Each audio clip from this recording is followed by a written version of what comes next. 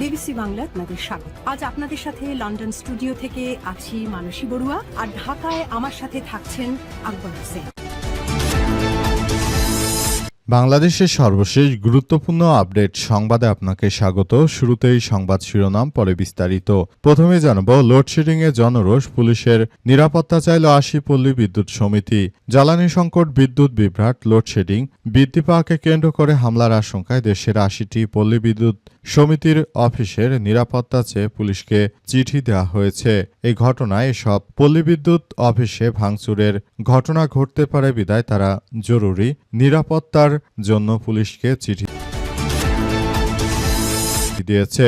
এরপর জানাবো, বিএনপির ৩ ছাত্রদল নেতা চাঁদাবাজিতে সবার শীর্ষে। ডিআইটি মার্কেট দখল করে অবৈধ মেলা। পুরান ঢাকার লক্ষ্মীবাজারে ডিআইটি মার্কেট সংলগ্ন এলাকায় ঈদুল আজহাকে কেন্দ্র করে গড়ে ওঠা একটি অস্থায়ী মেলা থেকে এখনও ব্যাপক চাঁদা তুলছে বিএনপির এই ৩ নেতা। এদিকে জ্বালানি বিভাগ জানালো, বিদ্যুৎ সাশ্রয় কড়াকড়ি, রাত ৮টার মধ্যে সমস্ত মার্কেট ও দোকানপাট বন্ধ করতে হবে। বিদ্যুৎ সাশ্রয় জ্বালানি ব্যবহারে মিতব্যয়িতা নিশ্চিত করতে দেশের বিভিন্ন শপিং মল, মার্কেট এবং দোকানপাট খোলা রাখার সময়সীমা নির্ধারণ করেছে সরকার। নতুন সিদ্ধান্ত অনুযায়ী সকাল 11টা থেকে রাত ৮টার বেশি দোকানপাট খোলা রাখা যাবে না। জানাবো, বৃহস্পতিবার স্থায়ী কমিটির বৈঠক চূড়ান্ত হবে। বিএনপির রাষ্ট্রপতি প্রার্থী জানা যাচ্ছে ফখরুল পদত্যাগ করেছে, তিনি হচ্ছেন পরবর্তী রাষ্ট্রপতি। তবে বিএনপির পক্ষ থেকে এসব বিষয় নিয়ে এখনও স্পষ্ট করা হয়নি। এবং সর্বশেষ জানাবো, বাংলাদেশ ব্যাংকের প্রধান অর্থনীতিবিদের নিয়োগ বাতিল। বাংলাদেশ ব্যাংকের প্রধান অর্থনীতিবিদ ড মোহাম্মদ আখতার হোসেনের চুক্তির অবশিষ্ট মেয়াদ বাতিল করেছে কেন্দ্রীয় ব্যাংক। আজ বাংলাদেশ ব্যাংকের রিসোর্সের ডিপার্টমেন্ট ১ প্রজ্ঞাপনে এই তথ্য জানানো হয়েছে। প্রজ্ঞাপনে বলা হয়েছে, ড মোহাম্মদ আখতার হোসেন চুক্তিভিত্তিক নিয়োগের অবশিষ্ট মেয়াদ আগামী ১০ সেপ্টেম্বর ২০২৬ থেকে বাতিল করা হলো।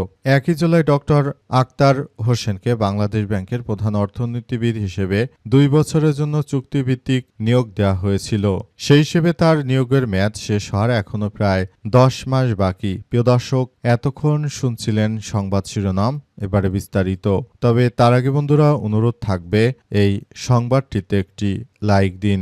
এই চ্যানেলে আপনি নতুন হয়ে থাকলে আমাদের সংবাদটি দেখতে দেখতে চ্যানেলটি সাবস্ক্রাইব করে রাখুন। কমেন্ট করে বন্ধুরা আপনার মূল্যবান মতামত জানিয়ে দিন আপনি বিশ্বের কোন দেশ থেকে বা বাংলাদেশের কোন স্থান থেকে আমাদের সংবাদটি দেখছেন এবং শুনছেন। আর বন্ধুরা, সংবাদটি দেখতে দেখতে চ্যানেলটি সাবস্ক্রাইব করে রাখুন। কমেন্ট করে বন্ধুরা আপনার মূল্যবান মতামত জানিয়ে দিন। আর বন্ধুরা, গাজা যুদ্ধে আপনি যদি নিরীহ ফিলিস্তিনিদের ভালোবেসে থাকেন, কমেন্টে ইয়েস লিখে পুরো বিশ্ববাসীকে আমাদের এই তাজা আপডেটটি দেখার সুযোগ করে দিন। এবারে বিস্তারিত। লোডশেডিংয়ে জনরোষ, পুলিশের নিরাপত্তা চাইল ৮০ পল্লী বিদ্যুৎ সমিতি। জ্বালানি সংকট, বিদ্যুৎ বিভ্রাট, লোডশেডিং বৃদ্ধি পাওয়াকে কেন্দ্র করে হামলার আশঙ্কায় দেশের ৮০টি পল্লী বিদ্যুৎ সমিতির অফিসে নিরাপত্তা চেয়ে পুলিশকে চিঠি পাঠানো হয়েছে। আজ বাংলাদেশ পল্লী বিদ্যুৎ অ্যাসোসিয়েশনের পক্ষ থেকে পুলিশের মহাপরিদর্শক বরাবর এই সংক্রান্ত চিঠি দেওয়া হয়েছে। এতে বলা হয়েছে, দেশে বর্তমানে জ্বালানি সংকট ও তীব্র তাপদাহের কারণে চাহিদার তুলনায় বিদ্যুৎ উৎপাদন ব্যাহত হয়, সরবরাহ কমে যাচ্ছে। ফলে সারা দেশে বিশেষ করে গ্রাম অঞ্চলে বিদ্যুৎ সমিতির আওতাধীন এলাকায় অত্যাধিক লোডশেডিং এর কারণে জনরোষ বৃদ্ধি পেয়েছে। কিছু কিছু এলাকায় বিদ্যুৎ উপকেন্দ্র অফিসগুলো হামলার শিকার হচ্ছে। এর ফলে দেশের ৫,২০,০০০ গ্রাহকের মধ্যে ৪ কোটি গ্রাহককে পল্লী বিদ্যুৎ সমিতির সেবা দিয়ে থাকে, যা মোট গ্রাহকের ৮০%। উৎপাদিত বিদ্যুতের প্রায় ৬০ পল্লী বিদ্যুৎ সমিতির আওতাধীন। পল্লী বিদ্যুৎ সমিতি বিদ্যুৎ উৎপাদন করে না, চাহিদার প্রেক্ষিতে উৎপাদিত বিদ্যুতের বরাদ্দ অনুযায়ী সরবরাহ করে। বাংলাদেশ পল্লী বিদ্যুৎ অ্যাসোসিয়েশন জানায় যে গত কয়েকদিনে পল্লী বিদ্যুৎ সমিতির গড় চাহিদা ৮ থেকে ৯,০০০ মেগাওয়াট হলেও বরাদ্দ পেয়েছে মাত্র ৫ থেকে ৬,০০০ মেগাওয়াট। এর ফলে দৈনিক গড়ে কোথাও ১২ ঘন্টা পর্যন্ত লোডশেডিং দিতে হচ্ছে, যার কারণে দেশের বিভিন্ন জায়গায় সাধারণ মানুষ ক্ষিপ্ত হয়ে পল্লী বিদ্যুতের উপকেন্দ্রগুলোতে হামলা ও ভাঙচুরের ঘটনা ঘটেছে। কারণে মূলত এই নিরাপত্তা জোরদারের কথা তারা জানিয়েছে। ৩ ছাত্রদল নেতা চাঁদাবাজিতে সেরা। ডিআইটি মার্কেট দখল করে অবৈধ চাঁদাবাজি। পুরান ঢাকার লক্ষ্মীবাজারে ডিআইটি মার্কেট সংলগ্ন এলাকায় ঈদুল আজহাকে কেন্দ্র করে গড়ে ওঠা একটি অস্থায়ী মেলাকে ঘিরে জনভোগান্তি, অবৈধ দখল, চাঁদাবাজির অভিযোগ উঠেছে। মেলার স্টল থেকে নিয়মিত অর্থ চাঁদা আদায় করছে। এই ঘটনায় সোহরাওয়ার্দী কলেজ ছাত্রদলের সভাপতি মোহাম্মদ জসিম উদ্দিন, সাধারণ সম্পাদক রবিউল ইসলাম রুবেল এবং কবি নজরুল, সরকারি কলেজ ছাত্রদলের সদস্য সচিব নাজমুল হাসানের বিরুদ্ধে ঈদের আগে শুরু হওয়া মেলাটি প্রায় আড়াই মাস ধরে চলল। কবে শেষ হবে সে বিষয় নিয়ে নির্দিষ্ট ঘোষণা নেই বলে জানিয়েছে বাসিন্দারা। আর প্রতিনিয়ত সেখানে বিএনপির এই চাঁদাবাজ নেতারা তারা চাঁদাবাজি করতে শুরু করেছে।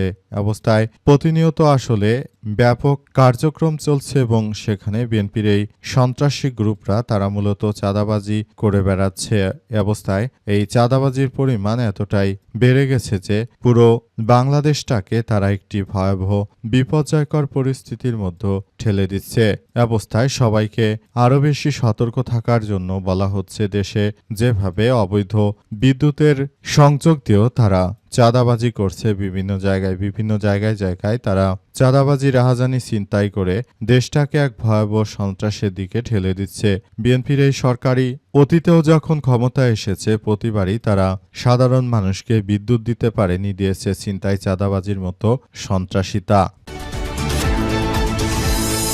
বিদ্যুৎ সাশ্রয় কড়াকড়ি, রাত ৮টায় মার্কেট ও দোকান বন্ধ জানালো বিদ্যুৎ বিভাগ। বিদ্যুৎ সাশ্রয়, জ্বালানি ব্যবহারের মিতব্যয়িতা নিশ্চিত করতে দেশের বিভিন্ন শপিং মল, মার্কেট এবং দোকানপাট খোলা রাখার সময়সীমা নির্ধারণ করেছে সরকার। নতুন সিদ্ধান্ত অনুযায়ী সব প্রতিষ্ঠানে সকাল ১১টা থেকে রাত ৮টা পর্যন্ত খোলা রাখা যাবে।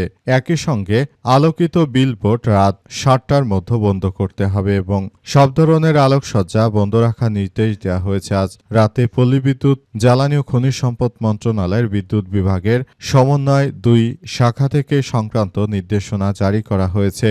জারি করা ওই স্মারকে সংশ্লিষ্ট প্রয়োজনীয় ব্যবস্থা নিতে নির্দেশনা দেওয়া হয়েছে। এতে বলা হয়েছে, এর আগে সরকারি সিদ্ধান্ত অনুযায়ী বিভিন্ন শপিং মল, মার্কেট ও দোকানপাট রাত ৯টা পর্যন্ত খোলা রাখার সিদ্ধান্ত ছিল। তবে বিদ্যুৎ সাশ্রয় লক্ষ্যে নতুন সিদ্ধান্ত অনুযায়ী সব প্রতিষ্ঠান এখন থেকে রাত ৮টার মধ্যেই বন্ধ করে দিতে হবে।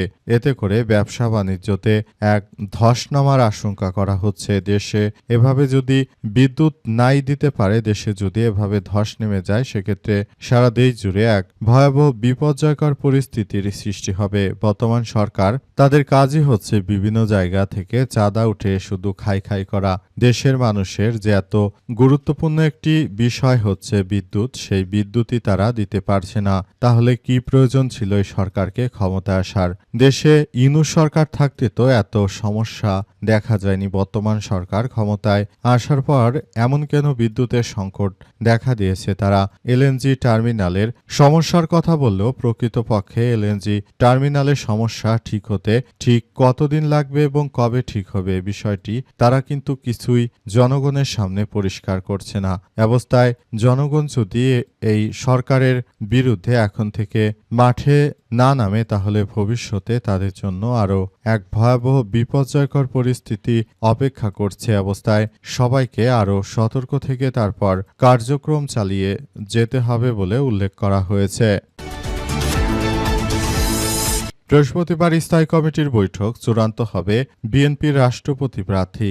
নির্বাচন উপলক্ষে বিএনপির ১১ দলীয় পক্ষ থেকে আমরা দেখতে পাচ্ছি যে সেখানে কর্নেল অলিকে মনোনয়ন দেওয়া হয়েছে। তবে রাষ্ট্রপতি নির্বাচনে দলের প্রার্থী চূড়ান্ত করতে বৃহস্পতিবার ১২টায় বিএনপির স্থায়ী কমিটির বৈঠক ডেকেছে দলের চেয়ারম্যান এবং প্রধানমন্ত্রী তারেক রহমান। ওই বৈঠকেই রাষ্ট্রপতি পদে দলের প্রার্থী চূড়ান্ত করা হবে। এরপর দলের পক্ষ থেকে জমা দেওয়া হবে মনোনয়নপত্র। দলীয় সূত্র থেকে জানা গেছে যে রাষ্ট্রপতি নির্বাচনে বিএনপির প্রার্থী হিসেবে কার নাম চূড়ান্ত করা হবে তা নিয়ে আলোচনা চললেও বিএনপির মহাসচিব মির্জা ফখরুলকে দেয়া হবে। তবে মির্জা ফখরুল তার পদ থেকে পদত্যাগ করেছেন। এ বিষয়ে দলের পক্ষ থেকে এখন পর্যন্ত আনুষ্ঠানিকভাবে কোনো ঘোষণা দেওয়া হয়নি। তবে বিএনপির মহাসচিব মির্জা ফখরুল ইসলাম আলমগীর, তাকে যদি সরিয়ে দেওয়া হয় ওই জায়গায় অন্য কেউ দায়িত্ব পালন করবে।